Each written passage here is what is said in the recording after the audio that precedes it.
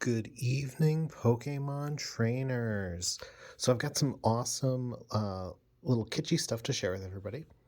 So this is a sticker from the first time Pokemon came to Secaucus, New Jersey, November 18th, 2000, featuring Koga and Giovanni. We've got one of the League for a Day books. So welcome to the Pokemon trading card game League for a Day.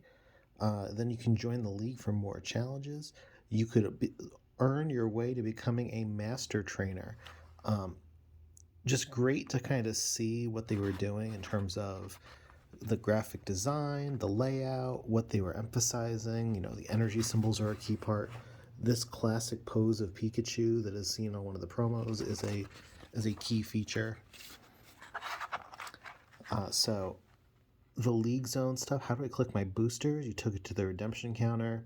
Very similar to the prize wall that we kind of know now, but in a more casual format.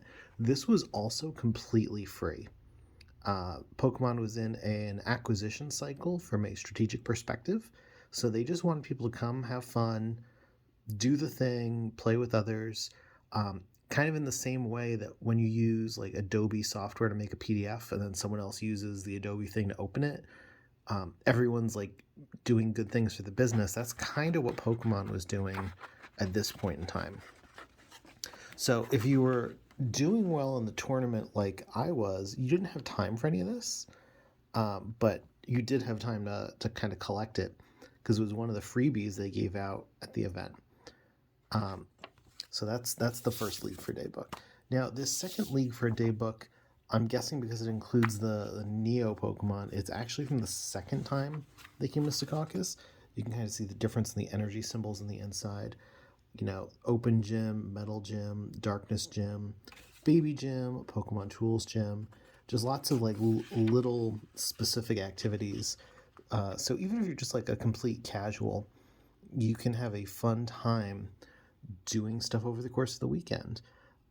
You know, there's enough space you can kind of sit down, figure stuff out. Oh, Baby Gym. Dex must have 8 baby Pokemon. Back with the old baby rule, it feels like those games would have just gone forever. Deck must have 8 tools Pokemon. I love that there's the attention to detail that there's the accent mark on the E in Pokemon, but it calls them tools Pokemon and not trainer cards. I'm sure there's someone who probably saw this completed and they were like, "Oh, I can't believe we missed that." But yeah, a lot, like just a lot of little things to go do. They probably thought they kind of had a winning formula from the first time. They saw it succeed, and yeah, it's just some neat stuff. Okay, Summer Training Tour was from before that. Summer Training Tour. I didn't do a good job of prepping for this. So it has the combat chart, you know, the type advantage chart, as we would probably call it. It has some basic info on battle strategies and tactics. It kind of works as a gotta catch 'em all marketing moment to show off the different video games, the different accoutrements you could have.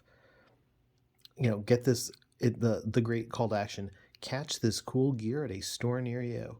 Wonderful Pokemon Stadium advert here. You know, these were, it's kind of wild to think Pokemon was so new, but there were all of these games, trying to get sales at the same time. You know, even though we've got a lot going on now, a lot of it is free to play stuff. Pokemon trading cards. Quick thinking go hand in hand with your Pokemon because the cards are held in your hand. Cute of them. You know, explaining the world of Pokemon, explaining the TV series. This was part of the first mall tour where it wasn't even very much offering a competitive track. And again, we've got that adorable, almost egg-shaped Pikachu going on. I love that they emphasize it being an E-rated game, that even though there's combat and there's conflict, this is not something that is going to upset your child's sensibilities. this kid's got battle gear on as a samurai, but rated E for everybody. Yeah, I kind of agree with that rating. Another freebie. So these were binder inserts. You can see the 3-hole punch in them. They came with that hole punch. So Pokemon trading card game trainers. You could write your name on here. You signal that you're a league participant. This was back when Wizards of the Coast did things. On the back it is blank. Then there's these great collector checklists. So I'm gonna zoom in here. So in addition to the Pokemon's name and their rarity, whether it's rare holofoil or just a rare or uncommon, common, etc., it's got the collector number. You could check the little box to say, yeah, I've collected this card.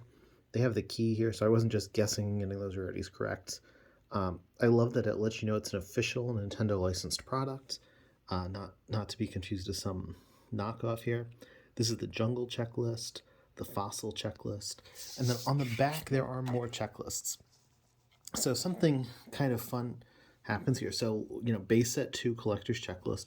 I don't think as a kid I like processed the fact that base set 2 is actually bigger than base set, but the Team Rocket checklist reveals the lengths they went to keep a certain Pokemon a secret. So if you're an old schooler, you would know that Dark Raichu is actually card number 83 out of 82. So they even left it off of the checklist. It was supposed to be such a big secret. It was not on the checklist.